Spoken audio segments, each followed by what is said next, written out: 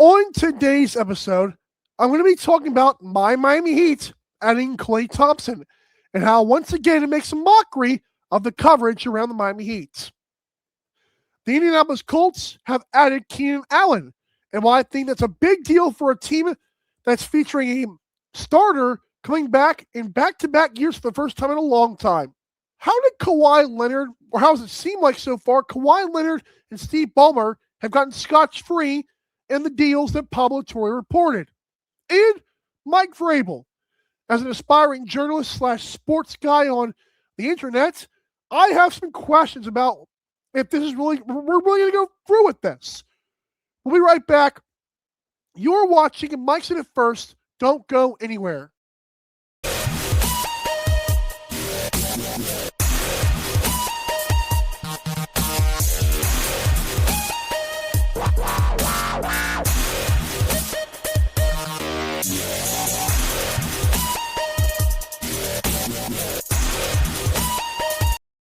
And welcome back into Mike's in it first. We are back here on North American Talk Radio's YouTube channel.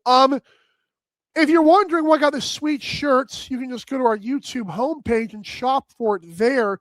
Nice little Natter shirt. I love this thing. My Miami Heat added Klay Thompson, and I want to talk about it because I remember when LeBron James was still making his decision on where to go.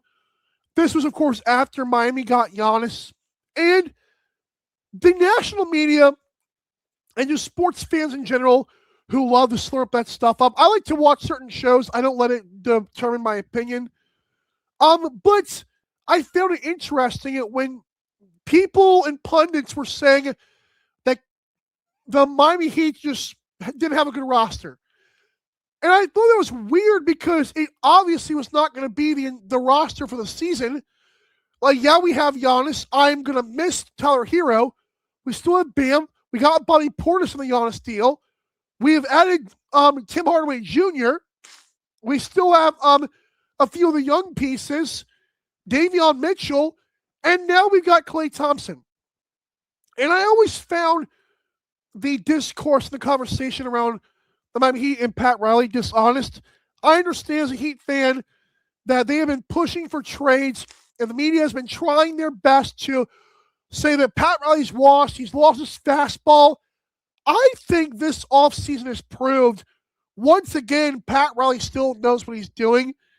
There were honest people out there who thought that James Harden going to Miami was a good deal. I disagreed with that. Bradley Beal, both those guys have genuinely sucked. They both have been awful. Now, Bradley Beal, obviously a lot worse than James Harden, but both those guys, people claimed, you got to trade Hero. I think in hindsight, I was right that we should have traded Hero. Those guys would not have been good for the franchise. So by holding on to Tyler Hero, you brought in Giannis and Bobby Portis. That's incredible. You signed Tim Hardaway Jr. You bring in Klay Thompson. I hate when people echo chamber each other. And I think Klay Thompson is going to be a good signing for the Heat. Now, I'm looking at the stats right now on Basketball Reference. Klay Thompson right now is at the ripe age of 36 years old. Yeah, he's getting up there. And ever since his Achilles and ACL injuries, he has not shot the ball very well. In fact, he always shot it above 45%. And since then, he's done 43, 43, 43, 41, 39% last year. But that's from the field. When you look at his three-point percentage, 38% from three. That's still a very good shooter. Did y'all know that in 69 games last year and just 8 starts, Klay Thompson still made 200 three-pointers? That's impressive. I think Klay Thompson, along with Tim Hardaway Jr., along with Bam Adebayo, along with Bobby Portis, Miami obviously is going to be a good defensive team, and Klay Thompson is still capable on defense. But if this guy, who last year averaged 21 minutes a game, can give us another 20 to 25 minutes a game this year, I think it's another weapon in Miami's arsenal. I love it. And I think holding on to Hero for as long as we did, then getting rid of him so he can go to Milwaukee and start fresh, we get Giannis. Like, we don't get Giannis without holding on to Hero through the Harden and Bradley Beal stuff. And turns out that was a good idea. And I love Damian Lillard. But even then, Lillard has not done much in those last few years. So Pat Riley was a genius by holding on to Hero. And now the Heat look really good. The next topic I'll get to here is that the Indianapolis Colts have added Keenan Allen on what is like a 1 year, $3 million deal, whatever it is. Keenan Allen, of course, right now is 34 years old. Last season, he played in 17 games and had 81 catches for 777 yards. I love this. Indianapolis, for the first time in a while, is starting the same quarterback 2 years in a row. But I do believe Daniel Jones is still on track to start week 1. I'm excited. Anthony Richardson is still very raw. Riley Leonard is not good. He was not good in today's preseason game. Neither was AR. Like, they both are clearly not the guy right now, even though I still think AR should be our backup for now. Keenan Allen, the best part about him having 77 catches last year is that he once again had 122 targets. So in 3 consecutive years, Keenan Allen has 150 targets for 108 catches back in 2023. And that's with the Chargers. Then in 2024 with the Bears, he has 121 targets and 70 catches. And then last year with the Chargers again, 81 catches, 122 targets. Not bad, man. Like, really good. So Keenan Allen again showing production. Of those years, he played 13 games, 15 games, 17 games. I don't know if he can make all 17 games, but I think if he gives us 14, 15, and is there at the end, I think Colts can be good. I do understand the Texans' defense is obviously awesome. Jaguars might still be good. I think Titans will still be a doormat, even though they're still not like, they're not going to be as bad as they were last year, possibly. But I think Colts will be right in the mix. I'm excited. Another year under Shane Steichen and Daniel Jones. I think we look good. I don't know if we'll win the division. I could see 2 teams making it out of the AFC South. Have not made my full predictions. Keenan Allen is a pretty capable wide receiver still this day and age. And I think if we get like 110, 100 targets out of this guy, 50 to 70 catches, I will be very happy. I think he'll have some big moments as well. We'll see how he looks. Again, so you hear my expectations, but that's how I feel. I wonder how Kawhi Leonard, or if Kawhi Leonard and Steve Ballmer are going to get away scotch-free from the pending investigation. I know that Adam Silver seems like he has no backbone. And I don't like that. I've actually been a big fan of Adam Silver, but this deal, this whole aspiration Daktronics thing that Pablo Torres reported on is undeniably bad.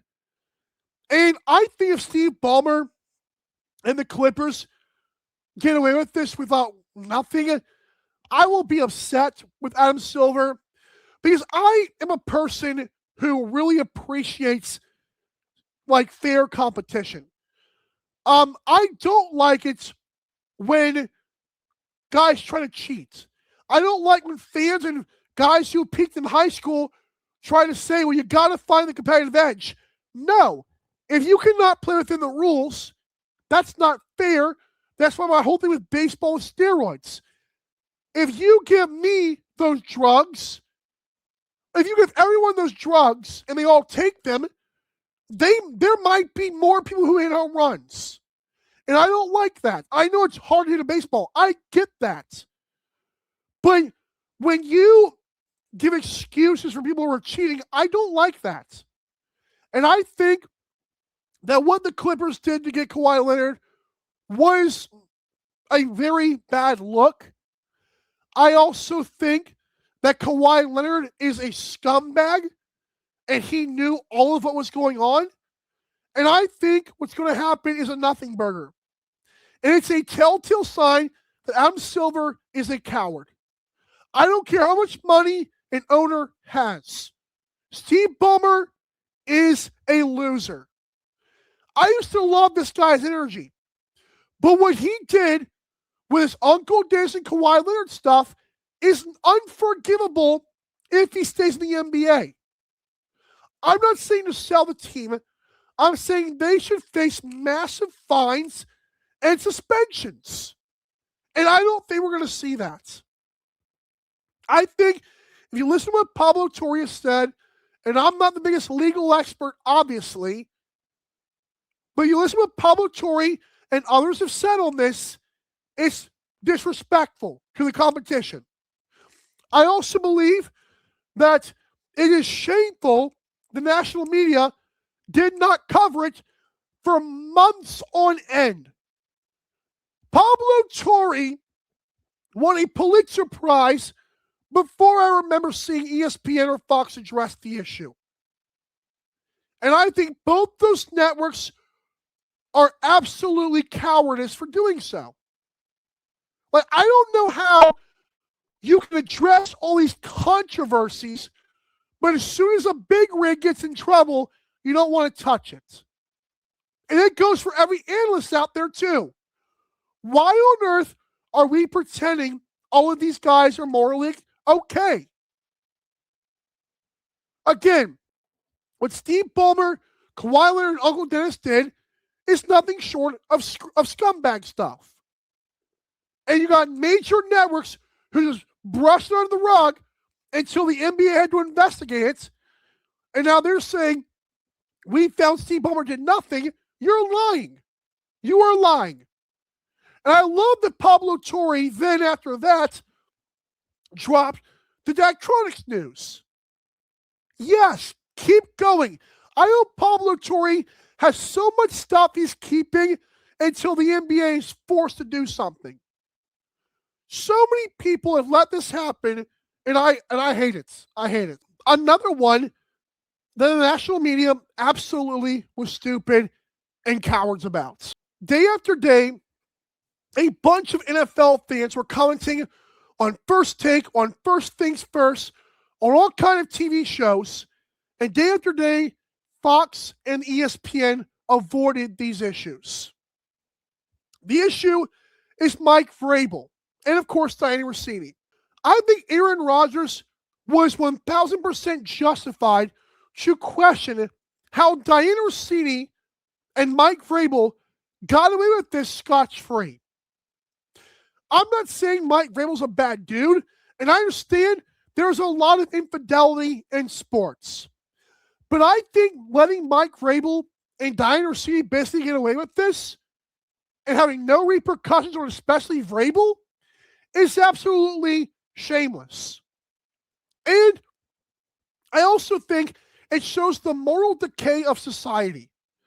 That we just say, oh, it's more of a laughing immorality matter than it is an actual business matter. If you rewind the clock 25 years, I guarantee you this is a much bigger story. But now we are at the point where OnlyFans models are accepted as normal citizens. And now that's an okay, safe business. I, at 29, am old enough to remember when prostitution was frowned upon. Little did I know. Now, granted, that could be a bigger picture going forward, but here's the thing. Mike Vrabel slept around with an ESPN big-time NFL reporter, or The Athletic, all of it. How in the world, I give it to Dianna Russini, had to resign. That's not good enough. That is a complete conflict of interest. And Mike Vrabel, in his punishment and his self-reflecting, took a day off from the NFL draft. Meanwhile, you've got actual honest journalists out there who are working their way up the ranks, or they may be podcasting like myself. They don't get the opportunity. Somehow, Dianna Russini, gets away with everything. She was forced to resign from her job because she knew she was an idiot. And I think the NFL not doing a dang thing to Vrabel for a blatant violation of conflict of interest is unfair to the rest of coaches and reporters. How? How are we going to march into this season as if it's just another infidelity issue or another guy sleeping with a woman? You slept with a woman who votes on awards, man. You slept with a woman who literally breaks contracts and trades. And the NFL, who we know is one of the biggest hypocrite organizations in the world, sweep it under the rug. Remember, the same organization that did not give a crap about Ray Rice until surveillance camera leaked and Ray Rice punched out a woman in an elevator. It wasn't until that point the NFL cared. And I find it absolutely horrible that an NFL head coach can sleep around with a reporter of the league and a voter. Guys, I am now a voter of awards in the National Lacrosse League. At least I was last year. That is massive stuff, man. That is, you don't just give that to anybody. I can help contribute to legacies and finances. She could too. And she took it as seriously as another episode of Bob the Builder or Bluey. Shameful. And the fact the NFL is going to act like nothing happened is pretty stinking bad. But hey, here we are. It's 2026. I guess I have to accept this stuff as my new reality. I want to end on this. I am now done with the WNBA until they get a new commissioner. I've told you guys a million times, if you've listened to me, or you know anything about me, you know that I've liked the WNBA. Before Caitlin Clark arrived, I loved the WNBA. And when Caitlin Clark arrived, I gave her all the credits and all this good stuff. I'm done with it now. I'm done. I think that the discourse around the league is exhausting, and I think the league acts like it's okay. And I don't think it is. I think that the WNBA and Kathy Engelbert specifically has ruined this moment. I think it's more of a laughingstock than it ever was before. Before, people just didn't care because it was boring. Then when it got a little bit exciting, this happens. When you finally break even, when the NBA no longer has to help pay for things, this is how you operate. Guys, I live in Georgia. Angel Reese plays for the Atlanta Dream. Caitlin Clark, in the same game where she does the thing as she goes by after Reese blows a layup, in that same game, a bunch of people were Caitlin Clark fans. A bunch of fans were cheering when she made a shot, and they were laughing when Angel Reese missed one. That was in Atlanta, by the way. And on top of that, the WNBA made women change shirts for dare saying to protect the girls. Pretty weird to me. It's pretty weird. Unfortunately, that has now become a weapon for political arguments. The whole transgender women stuff in sports. But it's just another controversy the WNBA seems to love. And I don't get it. Someone made a great tweet when they said the WNBA needs a new commissioner because they are wasting their Larry Bird versus Magic Johnson moments. And I agree with that. Engelbert has repeatedly put out these stupid statements about how we stand for this and we reject. Screw you, pal. I'll tell you what most people reject. The fact that Caitlin Clark gets her butt kicked, gets absolutely reviled and disrespected by morons in the league, and you got the league coming out saying, we stand for respect. The heck you do. WNBA may have less moral integrity than the NFL.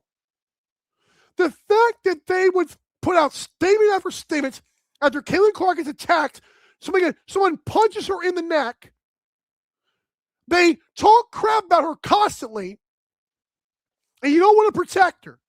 I am so done watching the stupid, horribly run league. And I was one of the first ones getting laughed at on Twitter. Laugh all you want, folks. I'm done with it. I'm done. That's it for me. Again, check out anytalkradio.us or anytalkradio.com. And also, for merchandise like this Austin shirt, head over to the homepage of our YouTube or go to anytalkradio.us and click the Our Store tab. Thanks so much. We'll see you next time on Mike Smith First. Bye.